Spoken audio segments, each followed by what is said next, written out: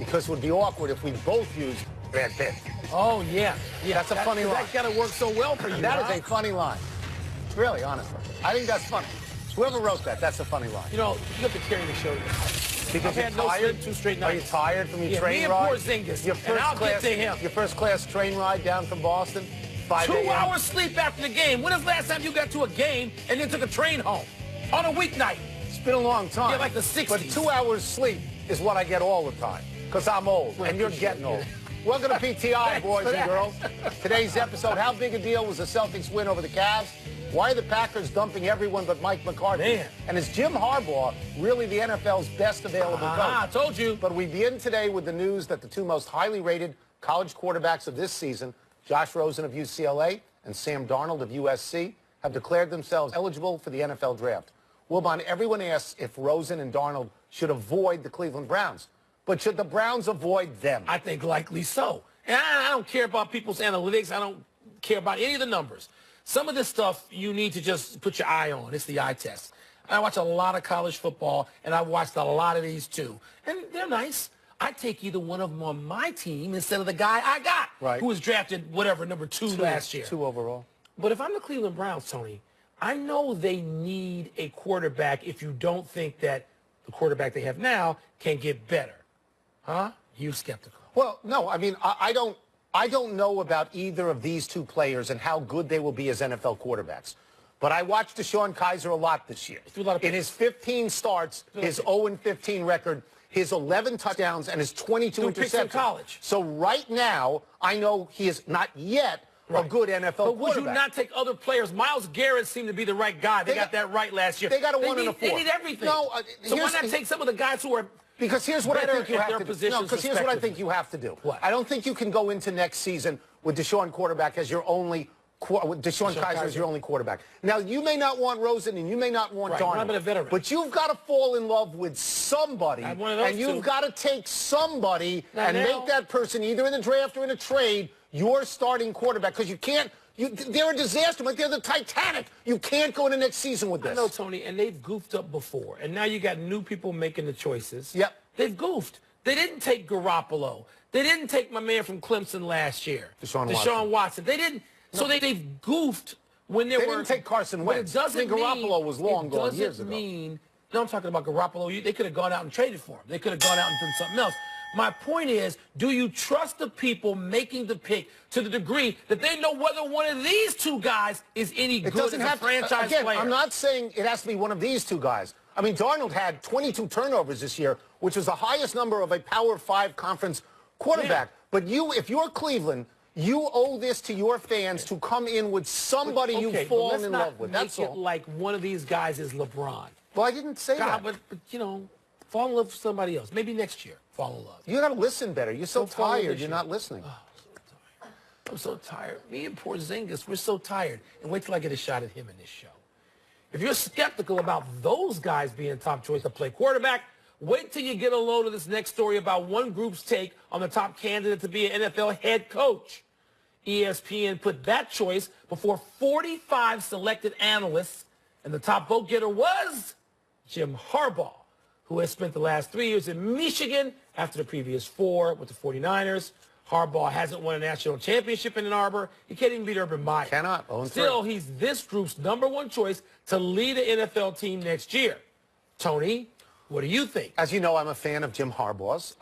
He's exciting all the time. Stuff happens around him all the time. When he was in the pros with San Francisco, he got to a Super Bowl. I'm going to go to the glasses. That's all that matters. He got to a Super Bowl. Well, beyond that, 44-19-1. That's absolutely terrific. Now, if I don't know who these analysts are, and I don't know what is on the table, but if you're not going to name Bill Cowher, who has won a Super Bowl, if you're not going to name Tony Dungy, who has won a Super Bowl, and you're looking around at availability, Jim Harbaugh is high up. But your favorite coach this year, the guy you slurp more than anybody, is a 31-year-old coach of the Rams. So why not try to find the next Sean McVay? This is a very interesting concept, because I wonder if these 45 experts would have tabbed Sean McVay last year. No, because I don't. He'd been the #1. So, no, he wouldn't. Zero chance. Yeah. Zero chance. If you look at Harbaugh, and I think this is a legitimate thing. Pete Carroll has done this, and Jimmy Johnson has done this. They've won in college and the pros. Yeah. But Harbaugh is 9-8 in his last 17 games. And he's 1-5 against Ohio State and Michigan State. Now, do I think he comes back in the pros and he's good? Sure I do. But is it a slam dunk? That's what I'm not sure. Is that a slam dunk? And I don't know, because they're guys who don't look like.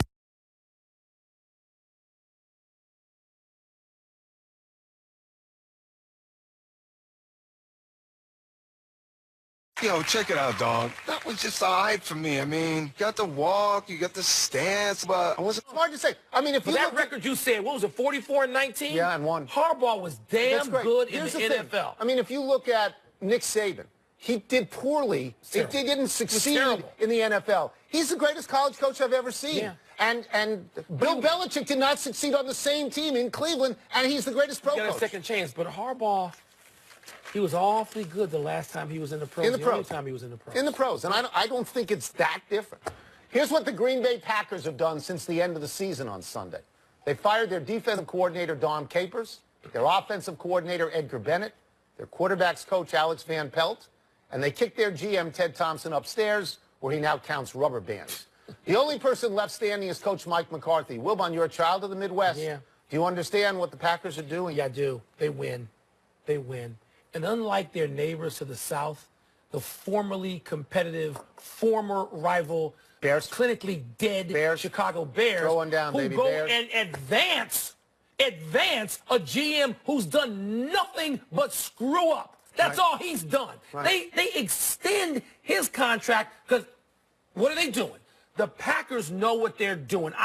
This could reek, if you want to take it that way, look at it this way, of desperation. I think it's of a sense of urgency. We're going to get Aaron Rodgers for, I think, and fill in the blank, 3 more great years, maybe, if you're lucky. We're not going to just sort of keep the hand we've got. Can I ask you a question, a serious question?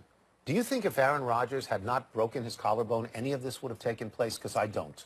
Well, I don't. I think they would have won, and I think they would have got to the playoffs, and it wouldn't have taken place. You know what? Maybe they use this time to take some stock. The Packers take stock well. Okay. Not everybody does. Here's the circumstance as we understand it. They haven't fired Mike McCarthy because McCarthy has won a Super Bowl. So that when John Harbaugh and Pete Carroll, if they miss the playoffs a couple of times in a row or something like that, even with extenuating circumstances, yes, because they so when a team becomes disappointing, and the Packers are disappointing in this sense, they haven't gotten back to the Super Bowl. Right. They always make the playoffs. They haven't gotten back to the Super Bowl. They've been going one and done a lot of those years. So you make these sorts of changes where what I would say to do is get better players around Aaron Rodgers. And by the way, if the only reason you'd fire Mike McCarthy is if Aaron Rodgers said, I don't want him, and we haven't heard that. This is probably Mike McCarthy's last go-around if he can't win a couple games. Oh, that's right. Basically, this is saying, okay, I'm giving you this shot because you earned it. This is your last shot. You earned it. We're surrounding him with the guys he wants. That's right. And by the way, player development is not to just be laughed at, or coaching. You say put better players around them. Maybe the players will be better around Aaron Rodgers next year because of the staff changes. But I think everybody will be better because Aaron Rodgers will be healthy. That's what I think. How jealous I am of the Packers? No. I am. Because of what I got to these are such conflicting emotions today, tiredness and jealousy. No, I'm angry when you mention the Bears. Bears. Well, there's third. That's the royal trifecta for you. It is. It is. So let's move in that case, Tony, to the NBA. I'll be less angry.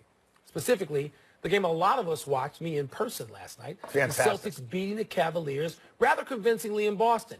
It was a non-dramatic, professional, even clinical ensemble performance by the Celtics, who had 6 players in double figures, including Marcus Smart and Terry Rozier, off the bench. The Cavaliers looked mostly like they just wanted to get out of Dodge before that nor'easter hit town.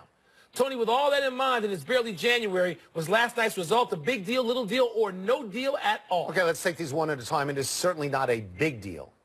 I don't think it's no deal, though. Right. Because I think if you're Boston or anybody else in the league, and you beat a team with LeBron James on it, even if everybody else stunk, and they did, if you beat a team with LeBron James, that is certainly at least some sort of deal here. I don't think it meant anything at all to Cleveland, but I think it means a little to Boston because they're building, and you beat LeBron. It was a medium-sized deal to Boston, and it should be.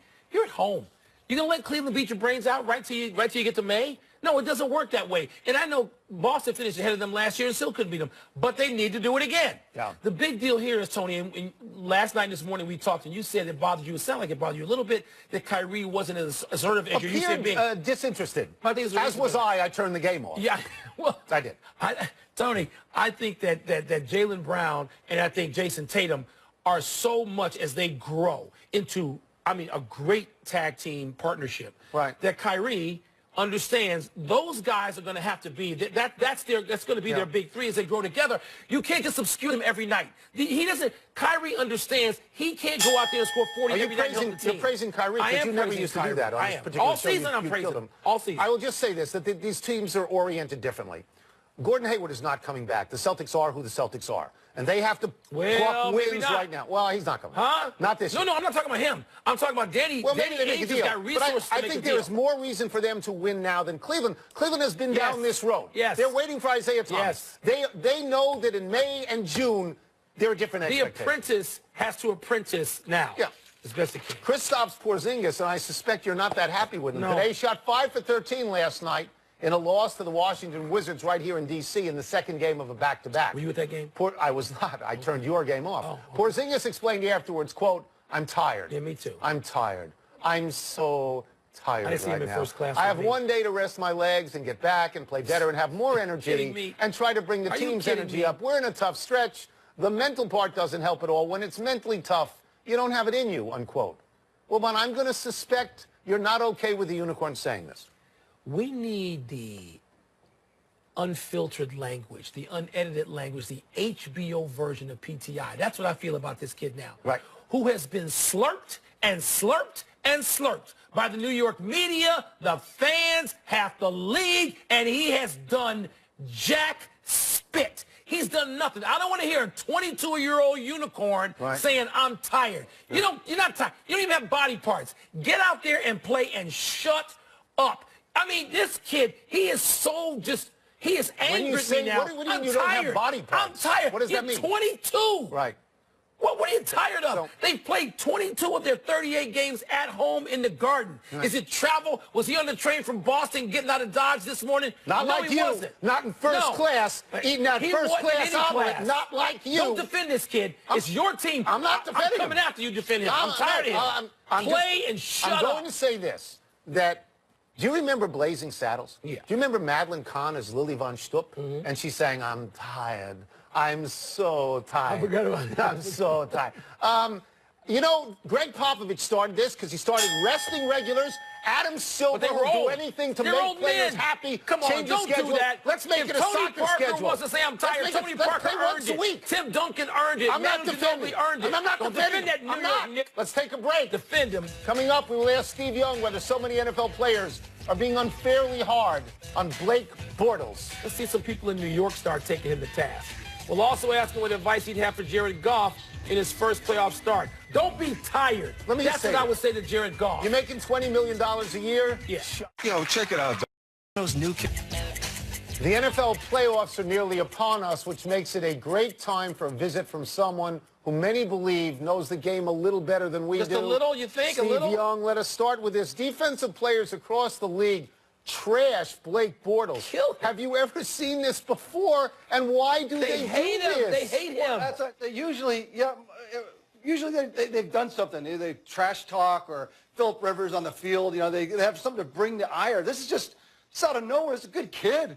He's taken a beating since he got drafted. Give him a break. I think mostly it's because they have such a dominant defense. And if he plays okay, this team could go to New England and maybe go to the Super Bowl. So I think maybe that's just drawing the ire of people. Because when he throws an interception, they lose. When he doesn't throw an interception, they win. So there's something about his performance that's bringing out all this irritation and ire, which is kind of weird because usually they have to mouth off to get that kind of treatment. Take us to the top of your list of things Jared Goff should know about the difference between playoff games and regular season games for a neophyte quarterback. Go look at Simone Biles in the Olympics, and she goes running down and vaults and spins and plants, and that's the Olympics. That's playoff football. It happens fast. Like you get one shot, you throw a couple of bad balls, you start slow in the first quarter, and all of a sudden it's over. That's what always shocked me about playoff football is that it can end so quickly. And that's why you haven't been through it. You haven't experienced it. So I would tell to Jared Goff, just you've got to hit the ground running. And you can't be nervous. You can't be panicked. You can't be worried that it's going to be one and done. You just got to go out and play confident football. But you got to know you make a couple of bad throws and it's over. So let me stay with this basic theme. Whether or not playoff football is so much different than regular season football. Is that a mythology? Is that overrated? Or do the Atlanta Falcons have an advantage over the Rams, as good as the Rams have been, because the Falcons have been in this particular crucible before? I think it's self-fulfilling. I think if you've been in the playoffs before, you feel that. You actually act that way. You've been there. And I think that it helps a lot. It deals with the panic that can set in the second quarter when you're down by 10 and say, hey, hold on, we have a shot here. Don't. There's ways to handle a one-game scenario than you've been there before. It does make a difference. And so for me, I felt like when we were going in as a playoff-ready team, we're playing a team that hasn't seen the playoffs, even a Super Bowl. Teams that haven't seen a Super Bowl. Then it's like, oh, we got an advantage. I think it's a real advantage. Steve, what needs to happen for Alex Smith to look like the guy he was early in the season when the Chiefs were, I think it was 5-0? Or is it when it leaves, whatever time in the season that it leaves, can you not get it back? No, I think that they've gotten it back. I think they're more fundamental to running the football. Kareem Hunt's been, he's a ghost there for a little while. Now he's back. And I think that's what, the league got used to their kind of the tricky little plays they had and all the kind of unique little gimmicks that they were running, and it shut them down. And I think they've fundamentally come back, and I like this offense better. I think it's more fundamental. And Alex Smith, I think, needs to be pressed. Andy Reid needs to call plays. Well, he's not calling plays, but they need to call plays that Alex Smith is forced to be risked. He needs to put himself at risk. He needs to put the ball at risk. Because I think Alex is so careful and so manageable that I think it takes away from his game. And early in the season, I think he put himself at risk. In this playoff run, Alex Smith, be risky. I think it'll play well for the Kansas City Chiefs. So we'll get you out of here on this. As you look at the overall bunch of teams in the playoffs, is there one team that really stands out to you, or do you look at this as a year where, honestly, no, there's 4 or 5 teams that can win it, and I don't have a favorite? In the NFC, it feels like there's a lot of good teams that just, I don't know, except for I know Drew Brees. I know he has better people around him now. He has a defense that's more substantive. So that I know. So I can bet on that. Is there a defense in Jacksonville? Is there a defense in Minnesota that can run the table like Denver did a few years ago? If that's the case, you kind of watch for that. But more than anything, it's the New England Patriots. It's like, who's going to beat the best coach team by a mile? With the best player, not by a mile, but one of the best, best players all time and the best MVP this year. Who's going to beat those guys? Who's going to go there and beat them? Is it Pittsburgh, who can't seem to do it? So I think that in my mind, the playoffs are about the New England Patriots. And just keep an eye on them and watch and see what happens. If they win another Super Bowl, you know that this thing might never end. Can you imagine that? PTI will be off the air before this thing ends. Thank you, Steve. Thank you, Steve. Much appreciated. Happy New Year. All right. Let's take one last break, but still to come, Tiger Woods lets us know the next time he'll step onto the course, and I am so excited by this. Calm yourself down, my God. Is Kyle Kuzma right? The Lakers just gave up last night? We're out of here. Well, that's what he said. He did say that. I like him. I like the Rook. It's a long season. At Safe Flight Auto Glass? Move on.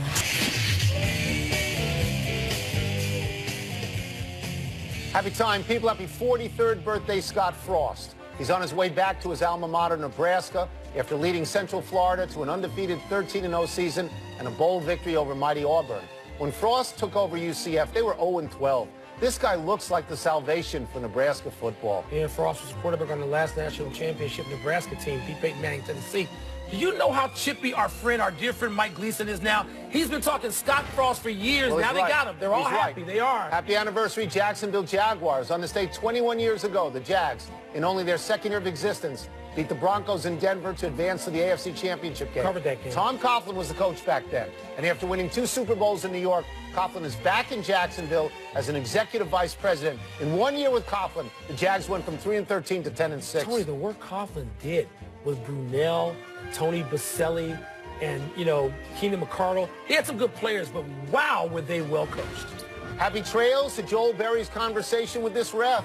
With Carolina trailing by 3 in the second half, Berry is obviously held by a Florida State player.